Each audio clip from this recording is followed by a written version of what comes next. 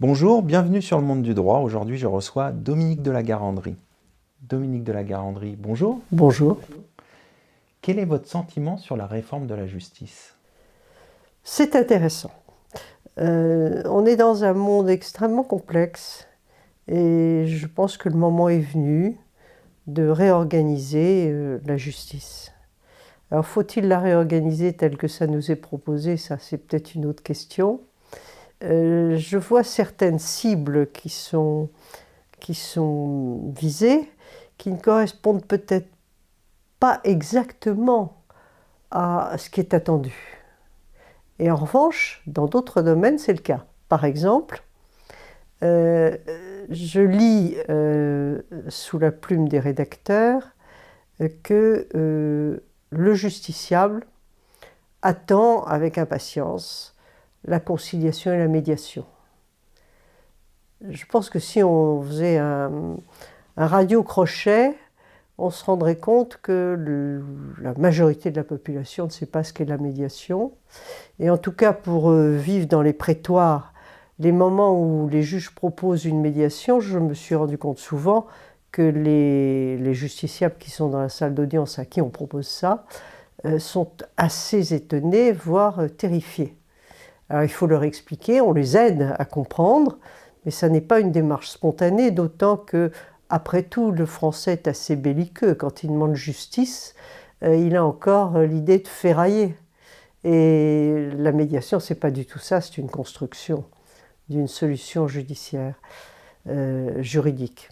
Et donc là, je suis assez perplexe lorsqu'on nous dit que c'est une attente. Alors c'est vrai que c'est une attente du justiciable d'avoir une réponse rapide sur des questions, mais on se trompe de cible.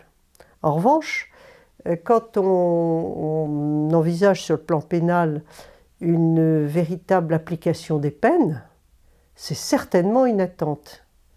De dire que l'affaire Cahuzac, les commentaires de la presse immédiats en nous disant bah, 2 ans de prison, il ne les fera pas, bien sûr.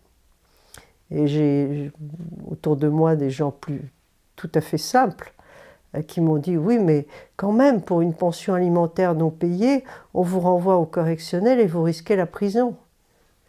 Et ce sont ces gens-là qui ont besoin de comprendre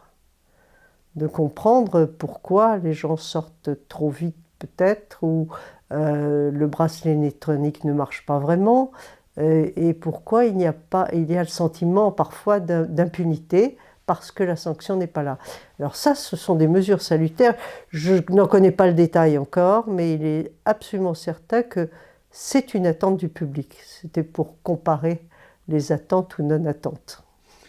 Alors, le défenseur des droits, en collaboration avec la FNJA, a publié une étude qui révèle que les femmes sont davantage touchées par les discriminations dans la profession.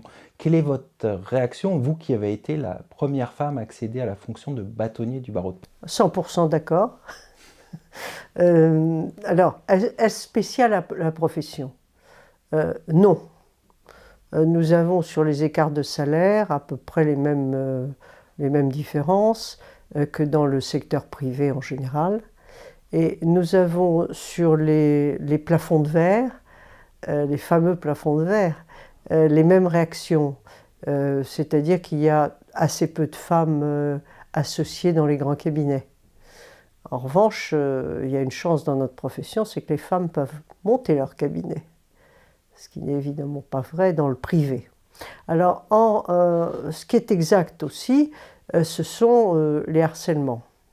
Et là, je n'ai pas les statistiques des harcèlements dans le secteur privé, mais il est vrai, et tout le monde le sait, que le harcèlement dans la profession d'avocat est une réalité. Alors on peut, comme toujours pour le harcèlement, avoir un peu des difficultés à le définir, car ce n'est pas toujours la définition du droit social ou du droit pénal. C'est un sentiment d'être harcelé, mais qui est suffisamment pénible pour que la personne, en l'occurrence les femmes, soit troublée par certaines attitudes. Et donc, il faut les aider. Il y a des cas de harcèlement sexuel, avec beaucoup de pudeur, car les collaboratrices, en général, ce sont des collaboratrices, ne souhaitent évidemment pas qu'on puisse le savoir et que ça suive aussi leur carrière. Donc il faut traiter ça avec beaucoup de délicatesse, parce que quand on a ce genre de confidence, il faut aussi rencontrer le harceleur et lui faire comprendre et lui faire reconnaître, parfois quand c'est grave, que ça ne peut pas continuer comme ça et qu'il faut parfois s'excuser et aussi réparer. La réparation est extrêmement complexe car les dégâts sont psychologiques et les souffrances sont réelles. Quel est votre regard aujourd'hui sur la profession? C'est une profession qui, si elle ne se réforme pas, si elle ne tient pas compte de la transformation extraordinaire de notre monde, aura du mal à survivre telle qu'elle est. Il faut intégrer bien sûr les nouvelles technologies, mais il faut les intégrer, les utiliser, les transformer et trouver sa place.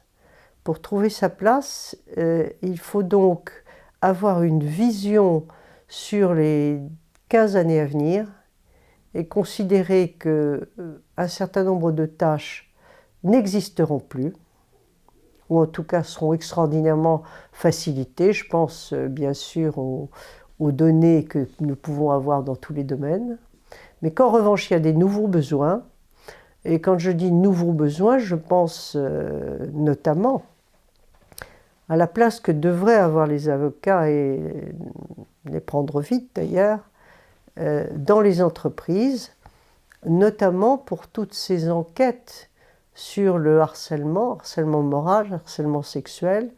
Les avocats sont formés, ne serait-ce qu'en raison de leur déontologie, pour recueillir les alertes, parce que dans les entreprises, que ce soit les directeurs juridiques ou les DRH, la distance pour faire ce type d'enquête et l'impartialité n'est pas perçue par ceux qui doivent faire leur confidence. Et par conséquent, là, nous aurions, nous avocats, un rôle extrêmement important à jouer. De la même façon, j'ai commencé par la médiation, je finirai peut-être par ça. Les avocats ont un rôle considérable à jouer dans la médiation, rôle pédagogique pour expliquer aux clients, rôle aussi pour les accompagner. Et puis on a de plus en plus d'avocats qui sont médiateurs. Moi, quand j'étais bâtonnier, ça fait quand même maintenant un certain temps, j'avais mis en place la formation des médiateurs, précisément pour que les avocats puissent, à ces deux étapes, accompagnement, puis en tant que médiateur, agir et être présent sur une scène qui me semble véritablement importante. Mais il faut d'abord et avant tout apprendre au public ce qu'est la médiation. Je crois qu'on en est très loin. Dominique de La Garandrie, merci. Merci et à bientôt.